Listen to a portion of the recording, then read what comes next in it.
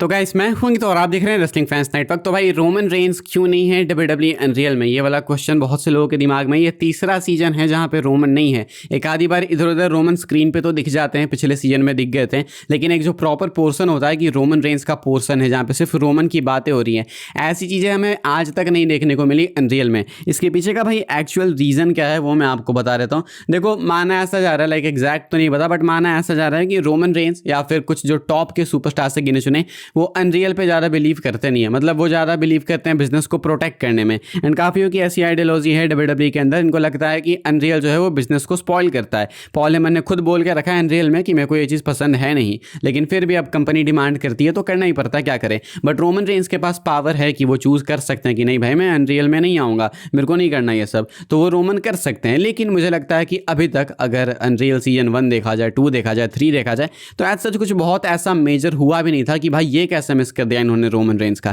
लेकिन अब अगला जो सीजन आएगा अनरियल सीजन 4, वहां पे अगर रोमन रेंस नहीं होंगे ना, देन ये फिर मुद्दा बहुत ही ज़्यादा इंपॉर्टेंट हो जाएगा। बिकॉज सीजन 4 में तो देन आपको एनी हाउ रोमन रेंस का ये वर्ल्ड टाइटल को वापस से कैप्चर करना, मेंशन करना ही होगा भाई, उसको तो कवर करना ही होगा। अगर वो नहीं कर रहे तो क्या करोगे, डब्ल्यूडब्ल्यूई में मेन चीज़ फिलहाल वही है। तो ऐसे में अनरियल सीजन 4 में रोमन आप एक्सपेक्ट कर सकते हो, लेकिन वहाँ पे भी नहीं होते हैं, तो देन बात बहुत ही अलग हो जाएगी। आगे बढ़ते हम लोग बात करते हैं भाई अगली स्टोरी के बारे में, जो कि बेली को लेके। बेली जो है वो डब्ल्यूडब्ल्यूई लीव करने वाली है क्या, मैं आपको बताता हूँ भाई क्या चक्कर है। फिलहाल बेली को लेके अपडेट बहुत टाइम से आई थी निकल के सामने कि डब्ल्यूडब्ल्यूई डील इनकी एक्सपायर होने वाली है, कॉन्ट्रैक्ट जो है इनका खत्म होने वाला है। एंड अभी इसको लेके नई अपडेट निकल के सामने आई है, वो मैं आपको बताता हूँ। कहा जा रहा है कि as of now Bayley is not believe to have signed a new WWE contract. The expectation is that Bayley's current deal will expire by the end of the year unless injury time is added. कहा जा रहा है कि expectation यह है कि बेली की जो करेंट डील है वो एक्सपायर हो जाएगी साल के एंड तक में, एंड अगर इंजरी टाइम ऐड करेंगे तब वो डील लंबी हो सकती है, लेकिन अभी ये खत्म हो जाएगी। एंड अभी तक इन्होंने डब्ल्यूडब्ल्यूई के साथ में कोई डील साइन नहीं की है, यानी कि फॉर नाउ लगता नहीं है कि डब्ल्यूडब्ल्यूई इनको रिटेन करने वाली है। एंड देखो यार सही बताऊं तो बेली कोई एज सच बहुत इंपॉर्टेंट एसेट है भी नहीं कंपनी के लिए। लाइक आप इतना एफर्ट्स क्यों ही पुट करोगे, तो लगता नहीं है फिलहाल बेली को देख के कि वो साइन करेंगी कंपनी के साथ। यानी कि आप इसको कह सकते हो कि एक तरीके से म्यूचुअल अग्रीमेंट पे रिलीज हो जाएगा इनका अगर ये नहीं करती तो। लेकिन फिर वही बात है कि साल के एंड तक बहुत टाइम है। अभी तो हम लोग जुलाई में ही है भाई, अगस्त, सितंबर, अक्टूबर, नवंबर, दिसंबर, अभी 5 महीने हैं। तो 5 महीने में तो बहुत कुछ बदल सकता है, 5 दिन में चीज़ें बदल जाती हैं।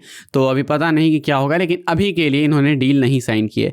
हम लोग आगे बढ़ते हैं भाई, बात कर लेते हैं अपनी आखिरी अपडेट के बारे में। कुछ है नहीं भाई ज़्यादा कवर करने को।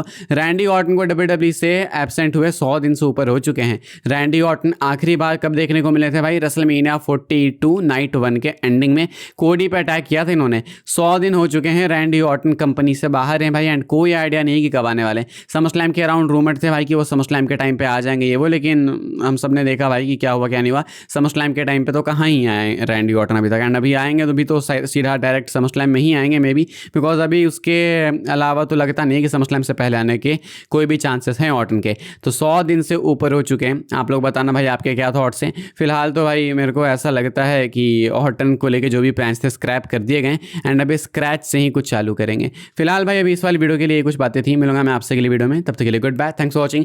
वीडियो को लाइक कीजिएगा, शेयर कीजिएगा एंड सब्सक्राइब कीजिएगा।